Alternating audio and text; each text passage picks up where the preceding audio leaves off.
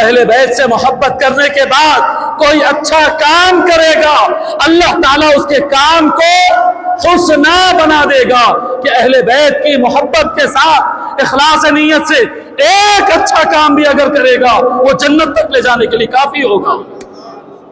اللہ تبارک و تعالیٰ فرماتا ہے قُلْ لَا أَسْأَلُكُمْ عَلَيْهِ أَجْرًا إِلَّا الْمَوَدَّةَ فِي الْقُرْبَى وَمَنْ يَقْتَرِفْ حَسَنَةً، جی، اور جو کوئی کیا مانگے پہلے؟ اہل بیت سے مودت کرو، اور اہل بیت سے مودت کرنے کے بعد جو کوئی ایک نیکی کرے گا نزد لہو فیہا حسنا، وہ سوچ نہیں سکتا اس کی نیکی کو ہم کتنی بڑی نیکی بنا دیں گے۔ نمبر نہیں دیا اللہ تعالیٰ، دیکھو نمبر نہیں ہے یہاں، ایک نیکی کو 10 بنا دوں گا، نیکی کو 70 سے ملٹیپلائی کر دوں گا۔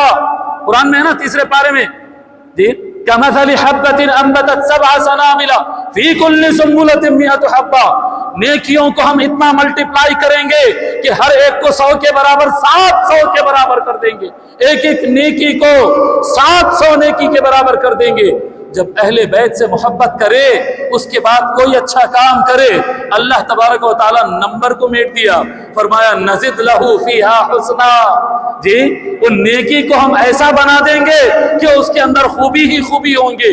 اب ایک بات آپ کو اور بتا دوں، یہ لفظ حسنا قرآن کریم میں یہاں پر بھی آیا، ایک اور ایک جگہ بھی آیا، اور ایک جگہ کیا آیا صاحب؟ اللہ تبارک و تعالیٰ فرماتا ہے للذین احسنوا الحسنى، جو لوگ اپنی زندگی میں احسان یعنی ایمان اور عمل صالح کے ساتھ رہے ان کو ہم قیامت کے دن للذین احسنوا الحسنى، ہم نے ان کو قیامت کے دن حسنہ عطا کریں گے۔ سارے مفسرین لکھتے ہیں الحسنہ یعنی جنت۔ ہاں، جو زندگی اچھے ڈھنگ سے ایمان اور عمل صالح کے ساتھ گزاریں گے ان کو ہم جنت عطا کریں گے۔ جنت کا نام حسنہ۔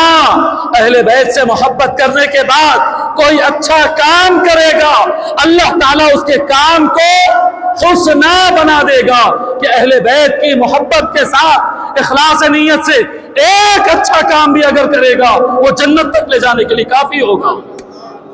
میرا بیان نہیں ہے صاحب، الحسنہ کا لفظ ٹیلی کر لو نا قرآن کو، یہ قرآن گائیڈ کرنے والا ہے۔ کیا فرمائے؟ لا ينفع عبد عمله الا بمعرفة حقنا، سنا رہے تھے نا ابھی ڈاکٹر صاحب، کیا سنا رہے تھے؟ بندے کو اس کے کام اعمال کام نہیں آئیں گے جب تک وہ ہمیں نہ پہچانے، ہمارا حق نہ جانے۔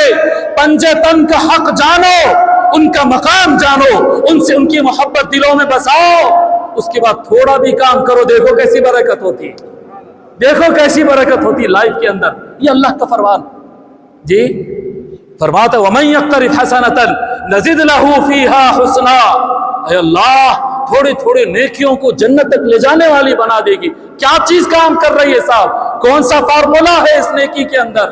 مودت اہل بیت، محبت اہل بیت کا فارمولا مکس ہو گیا، تھوڑا سا کام بھی بہت ہو گیا، تھوڑا سا کام بھی بہت ہو گیا۔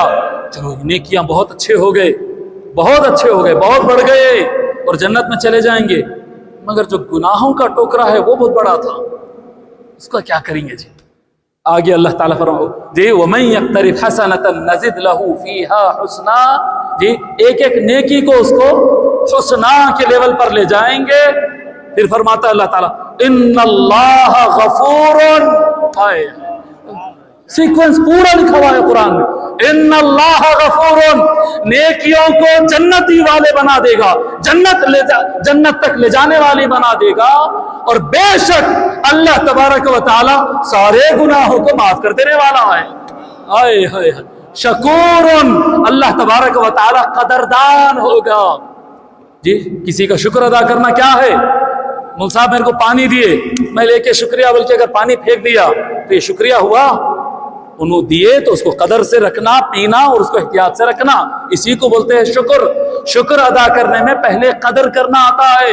اللہ تبارک و تعالی فرماتا ہے ان اللہ غفور شکور، ایک ایک نیکی کو جنت تک لے جانے والی بنائے گا، सारे गुनाहों को माफ करेगा। और क़यामत के दिन अहले बैत से मोहब्बत करने वाले जो बंदे आएंगे, अल्लाह तबारक व तआला उनकी कदर फरमाएगा। कैसा कदर फरमाएगा? हदीस शरीफ में आता है कि क़यामत के दिन सारा मैदान महशर खड़ा रहेगा हिसाब देने के लिए, और एक कोने में एक अलग दस्तर बिछा होगा। अली, मोहम्मद, अली, फातिमा, हसन, हुसैन का दस्तर होगा, पंजतन का दस्तर होगा। हम और हमारे चाहने वाले बैठकर खाते पीते रहेंगे, लोग सारे हिसाब देते रहेंगे। मौला, तू तो सारे जहानों का परवरदिगार था, सबको बराबर क्यों नहीं खड़ा किया?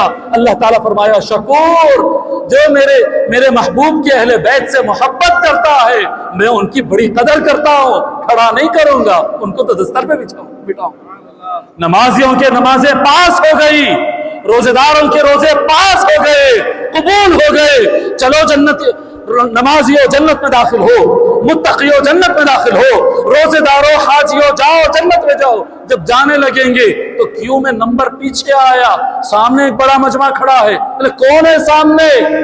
अव्वलु मन यदखुलुल जन्नह अना व अली व फातिमा वल हसन वल हुसैन व शिअतुना अन ऐमानिना व शिअतुना मिन खल्फिना। जी, वअज़वाजुना वशिअतुना मिन खल्फिना वज़रारीना अन ऐमानिना व शिमालिना।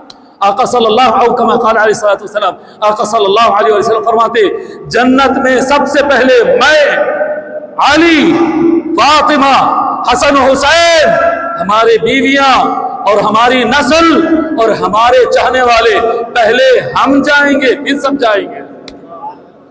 शकूर, अल्लाह कदर करेगा। मौला, उन भी नमाज पढ़ा, मैं भी नमाज पढ़ा, हाँ तू भी नमाज पढ़ा, क्यों मैं पीछे खड़ा हो जाऊं? वो सामने खड़ा होगा, क्या था? वो भी नमाज पढ़ा, लेकिन अली अली करते हुए नमाज पढ़ा।